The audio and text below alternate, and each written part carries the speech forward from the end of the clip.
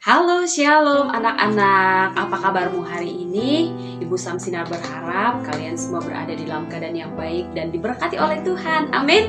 Amin. Ayo kita belajar hari ini. Sebelum kita akan mulai pelajaran, kita tentunya harus berdoa terlebih dahulu menyerahkan pelajaran kita hari ini. Yuk kita berdoa sama-sama. Bapa kami yang ada di dalam surga, kami mengucap syukur kepadamu di dalam Yesus Kristus untuk semua berkat yang manis yang Tuhan berikan bagi kami. Tuhan, sebentar kami akan mulai pelajaran agama Kristen tentang tubuh kami ini adalah milik Tuhan. Kau memberikan kepada kami hikmat supaya kami boleh mengerti dan mengetahui pelajaran yang akan disampaikan Ibu Samsinar. Kami menyerahkan pelajaran ini di dalam nama Tuhan Yesus. Amin. Oke, kita langsung saja ke pelajaran kita, yaitu tentang tubuhku milik Tuhan. Tubuhku milik Tuhan. Tubuhmu adalah milik Tuhan.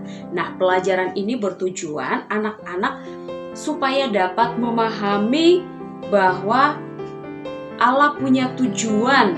Ya, tujuan Allah memberikan tubuh dan memberikan anggota tubuh kepada kita. Jadi Tuhan punya tujuan, Allah memberikan kepada kita tubuh dan anggota tubuh bagi kita. Ya, tubuh kita ini bukan milik kita sendiri, bukan milik orang tua, ya, tetapi tubuh kita ini adalah milik Tuhan, sebab Tuhanlah yang menciptakan kita, Tuhanlah yang membentuk kita di dalam kandungan orang tua kita. Lalu apa ya? Apa tujuan Allah memberikan kita tubuh dan memberikan kita anggota tubuh? Yang pertama, supaya tubuh kita ini memuliakan Tuhan, supaya tubuh kita ini dapat memuji Tuhan.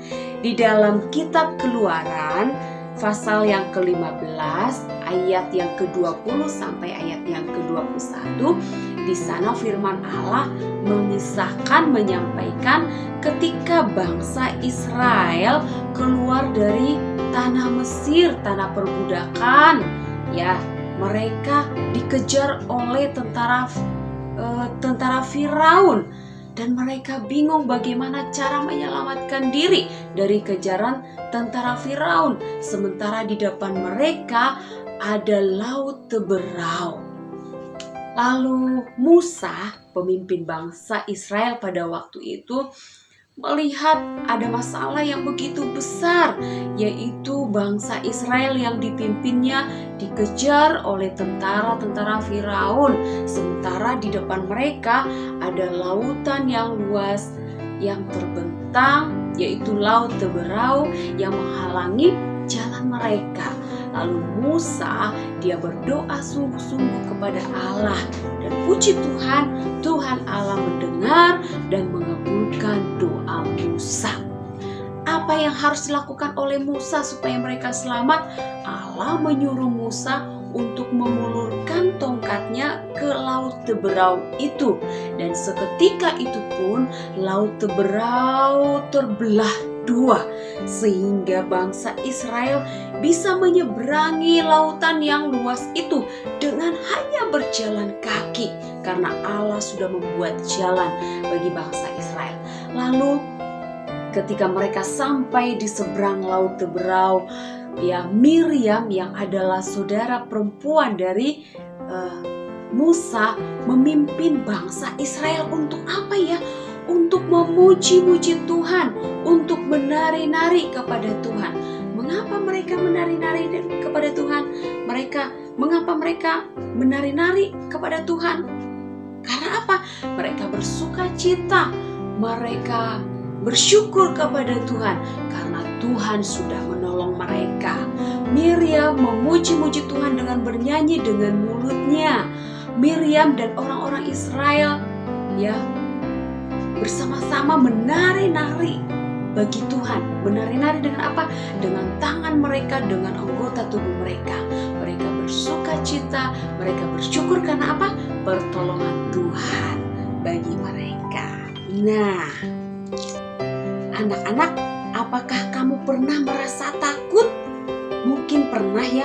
Apa yang membuat kamu merasa takut? Nah, Waktu kamu merasa takut, apa yang harus kamu lakukan sebagai anak-anak Tuhan yang disayangi, yang dikasihi oleh Tuhan Yesus? Yang kamu lakukan ya, ketika kamu mengalami takut, ya, yang kamu lakukan adalah belajar seperti Miriam yang suka memuji Tuhan, ya. Pujilah Tuhan dengan nyanyian kepada Tuhan. Pujilah Tuhan dengan nyanyian karena Tuhan sudah apa? Menolongmu. Tuhan sudah apa? Menyembuhkanmu dari sakit. Kalau kamu sakit, Tuhan sudah apa? Memberikanmu kepandaian. Jadi semua pertolongan Tuhan itu layak kita menaikkan puji-pujian kepada Tuhan. Dengan apa? Dengan nyanyian yang keluar dari mulut kita.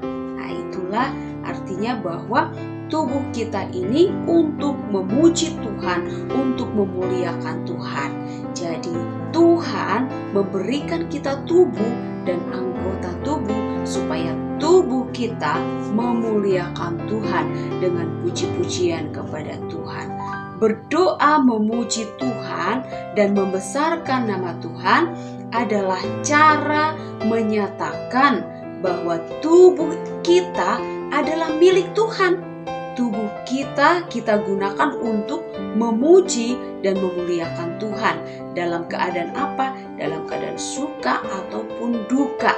Karena tubuh kita ini adalah milik Tuhan. Jadi tangan, seluruh anggota tubuh kita harus kita pakai untuk memuliakan Tuhan. Amin. Amin. Puji nama Tuhan. Ini pelajaran kita hari ini anak-anak. Ibu berharap anak-anak dapat memahami. Pakailah tubuhmu untuk memuliakan Tuhan dengan pujian, dengan nyanyian, dengan tangan yang suka membantu menolong, ya, dengan mulut yang mau berdoa, dengan mulut yang mau memberi nasihat kepada teman, mungkin ya, menghibur teman yang sedang sedih. Itu berarti kita gunakan tubuh kita ini untuk memuliakan Tuhan. Oke, ini pelajaran kita. Mari kita akan berdoa ya. Untuk tugasnya nanti Ibu Samsina akan kirimkan dalam bentuk PDF. Ayo kita berdoa terlebih dahulu. Tuhan Yesus, kami mengucap syukur kepadamu mengakhiri dari pelajaran kami hari ini. Engkau memberikan kepada kami pengertian yang lebih ya Tuhan, supaya kami dapat memahami pelajaran yang sudah kami dengar, yang sudah kami simak bersama-sama melalui pelajaran dari video ini. Berikan kami hikmat-Mu dan berikan kami hati yang mau menyerahkan tubuh kami ini untuk memuji dan memuliakan Tuhan. Terima kasih Tuhan, kami mengucap syukur di dalam nama Tuhan Yesus Kristus. Amin. Amin. Puji nama Tuhan. Sampai ketemu minggu depan.